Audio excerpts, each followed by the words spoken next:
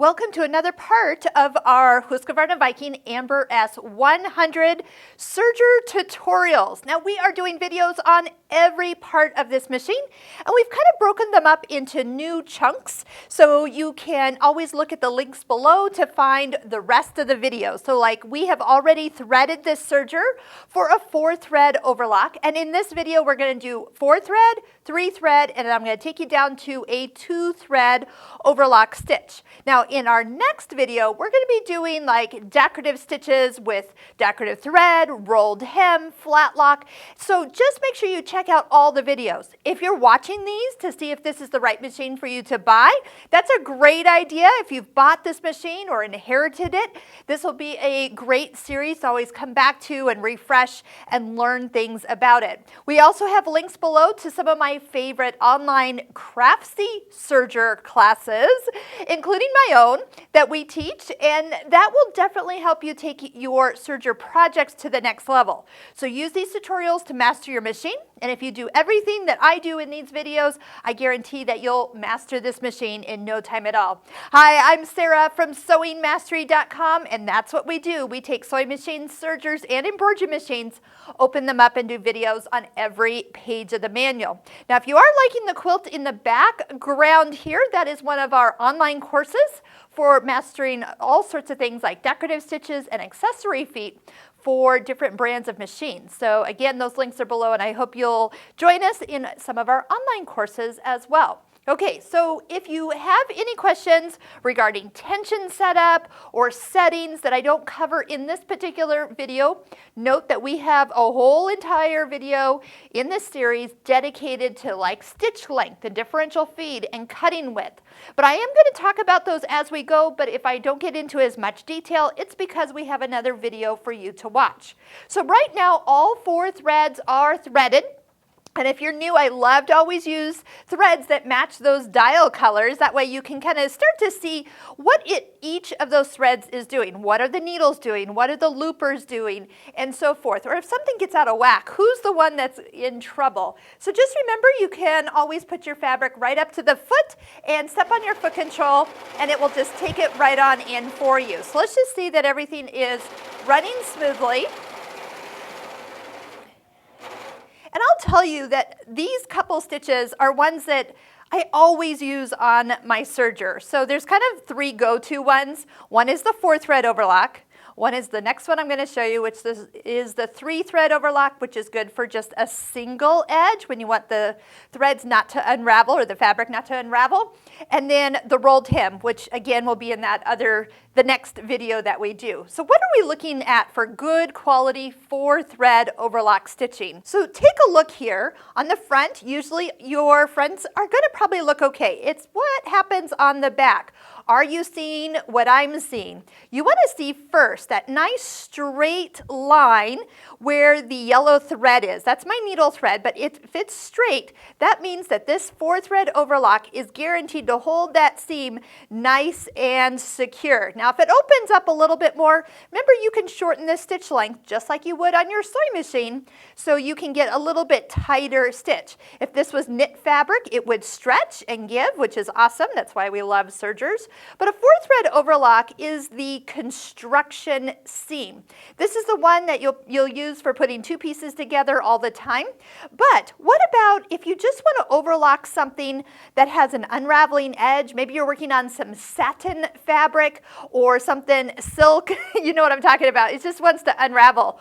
Or if you love to pre-wash your fabric, which a lot of us do, and you have yardage, before you put it into the washing machine, you can easily go with a 3-thread overlock on a single edge and get a very nice petite size overlock stitch that will keep the edges from unraveling. Let me show you how we go from a 4-thread overlock to a 3-thread narrow overlock. So I said narrow because what I'm going to do is I'm going to take out the left needle, which happens to be the yellow thread today. I'll usually just clip it at the top here, and don't forget, always remove the spools that you are no longer using. If you let them dangle from like the stand up here, they will find their friends and go back in. So I'm always a fan of recommending to new students, if they're not in use, take them off the serger. Trust me, you'll thank me later.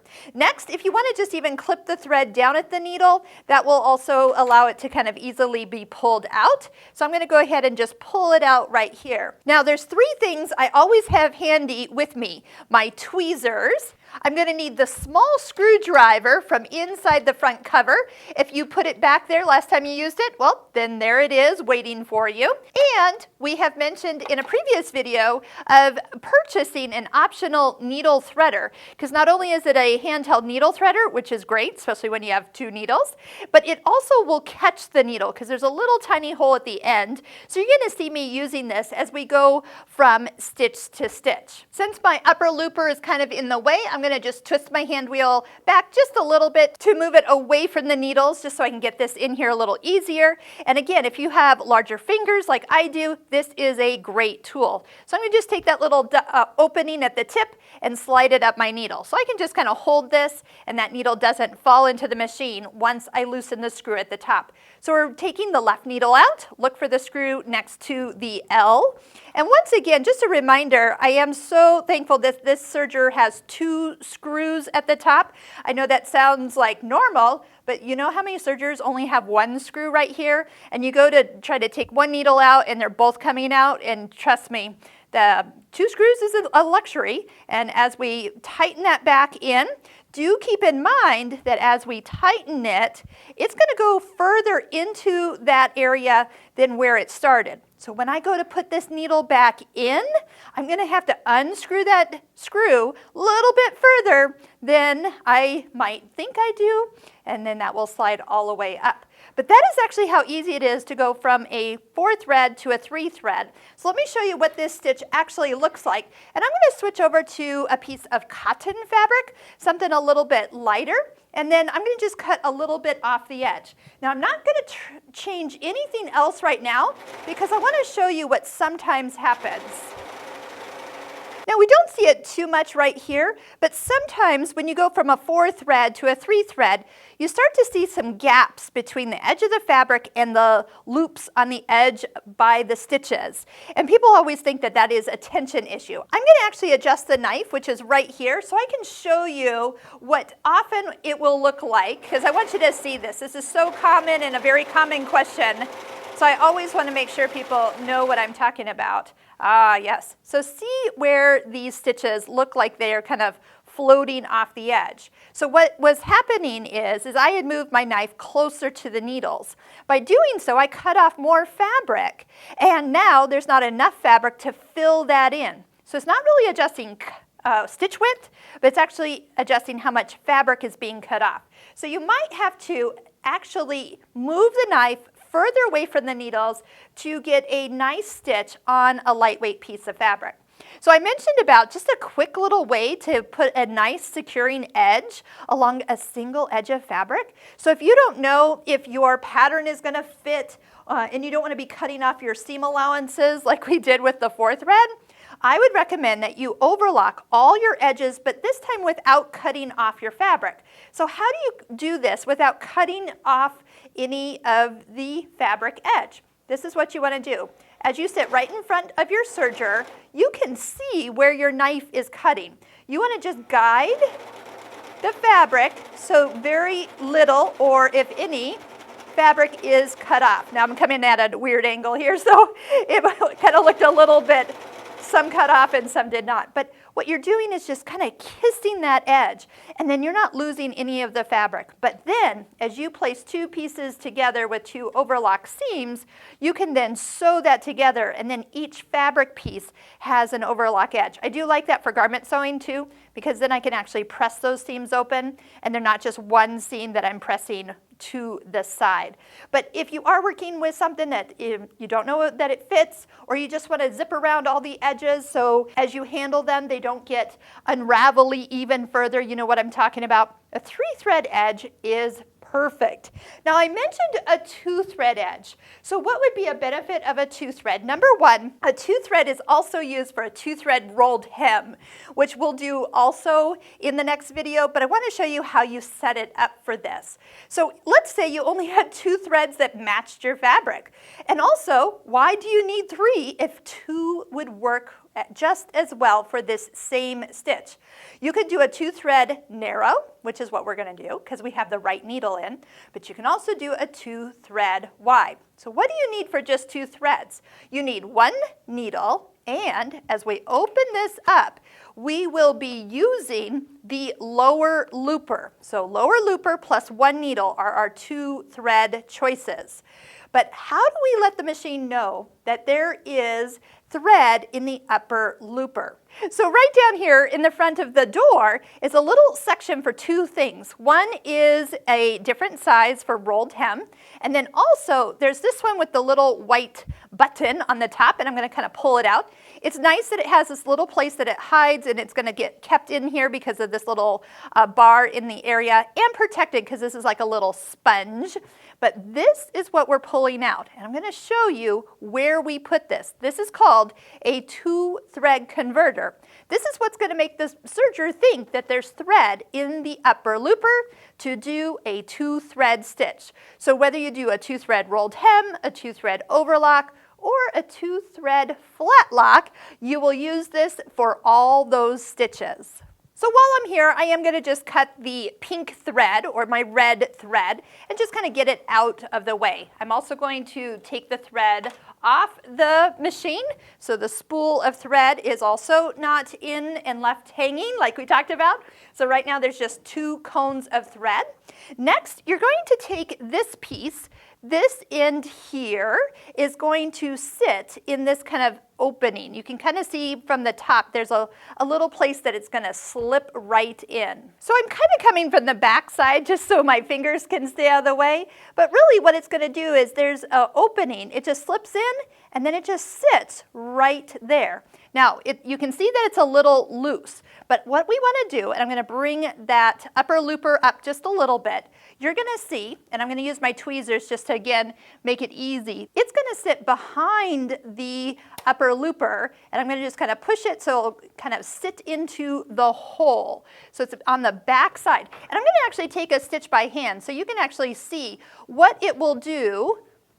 Oh, I actually have my lower looper thread in here. So hold on, I'm going to just pull it out because I trapped it when I put that little 2-thread converter on. That can happen. So I'm going to let you see my mistake here. I also have one more thing I want to do is I have a needle thread here that I need to clear. It is also still kind of wrapped down below. So now that my thread from my needle is coming straight off to the side and my lower looper thread is kind of just dangling from the lower looper, watch how this stitch is actually going to come together. So as it rotates, it's going to be brought up to the needle by that little kind of crevice that was created by adding the 2-thread converter in place. So I'm going to close this up so we can stitch and compare what we have with a 2-thread compared to a 3-thread.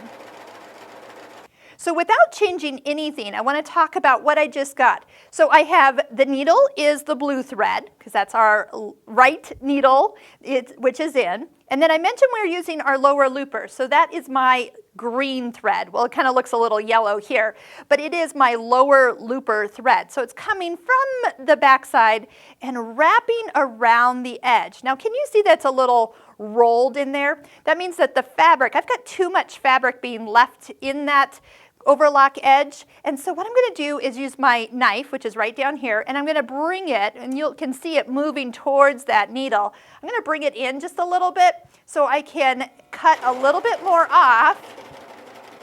And I might have come too far, so I'm going to adjust it as I go here. We'll see the difference. Now look at that edge, super flat. It wraps all the way from one side to the other. I see that's it kind of looks like it's just kind of hanging around the edge. I'm going to give that lower looper just a little bit of tighten and see if I can bring it a little bit closer to the fabric. Ooh, I like the way that's laying. So again, if you wanted to switch this over to a 2-thread rolled hem, we'll do where we take that stitch finger out and then shorten the stitch length, and you have a beautiful, very lightweight rolled hem, especially perfect for your lightweight fabrics. So I hope this gives you an idea of what you can do. I am going to go ahead and re-thread for a 4-thread so you can see how we would go back to normal stitching if we were moving from a 2-thread overlock to a 4-thread overlock. So it almost doesn't matter what order I do things in, but there is one thing I am going to have you do. Turn the hand wheel, bring the needles up, and get a hold of the overlock stitch kind of chain that you've made. Go ahead and pull it out and clear out the extra thread that will be in here. Make sure the thread from the needle is not left down below the machine, because as we thread that lower looper, that could kind of interfere if that needle thread was left. Remember the order we threaded this serger in? We did upper looper, lower looper, needle, needle, and right now we've got the lower one in but not the upper one. So I'm going to show you a little trick where you just want to make sure that things are, you might say, in the correct order prior to stitching. And you can do that without having to start all the way from scratch. So I'm going to go ahead and just thread up this upper looper. Make sure I get a nice tight lane of that thread all the way down there so I've got some tension. And then again, tweezers are my friend, so I'm going to just go ahead and follow those dots. We have the 2-thread converter still on, so let's go ahead and just kind of twist it away from you so it will hop out of the back. And then I would, before I let go of this, put it right back into its little home, so then that way it doesn't get lost, because that would be something that you might not know what it is if you were to find it in another area of your sewing room. So again, as you just kind of bring the threads around their guides, again, if you forget one, this serger is so easy because it does just have everything marked and it opens up so nicely. So I'm going to just take my upper looper thread, put it through my upper looper. I kind of also finessed the lower looper thread out of the way. You could even kind of cut it or let it dangle if you wanted to get it out of the way. But I wanted to show you how we put the needles back in. And so I am going to use that little needle holder on the opposite end of my needle threader.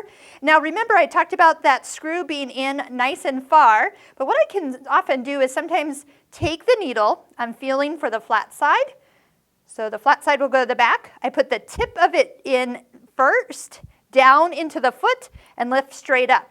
Now, as I'm kind of putting a little pressure in the upward motion, I'm going to loosen that screw at the top. And I can feel, and I kind of felt it as it flipped all the way north, that when I unscrewed that screw far enough, then tighten it back in place and double check that the needles are at 2 different heights. So if they are even, then you didn't get it up high enough, and you want to go back and redo that part. All right, I'm going to do that needle threader real quick for you. Let me go ahead and get these in the tension discs, and where it comes across here is so easy, and behind the guide that's at the top of the needle. I'm going to lower the presser foot down. It gives me a little bit more room. The needle threader has that little plunger tongue that's going to come out. I'm looking for the dot that's on top. Put the thread in his mouth like a horse's bridle, and then come towards the needle. Push in just a little bit, and then as you slide down, it plunges the thread through. And then my tweezers are my friend, and that will help pull it all together. We have closer up videos on the needle threader, and again, that is optional, so there is a link below where you can purchase it online. 4 threads, 4 individual threads. Let's just see if everything is threaded correctly. I have that tension still a little tight from that 2-thread overlock. I'm going to just lift the presser foot up just a little bit, slide my fabric underneath if you want, and once it all stitches, we can see everything is back to normal. And speaking of back, it's always the back that shows you whether you truly have everything threaded correctly. Okay, up next is all the fun decorative stitches that you can do with this amazing serger, affordable serger, and so easy to use and operate. I hope you'll check out all of our videos in the playlist that we have listed in the description below.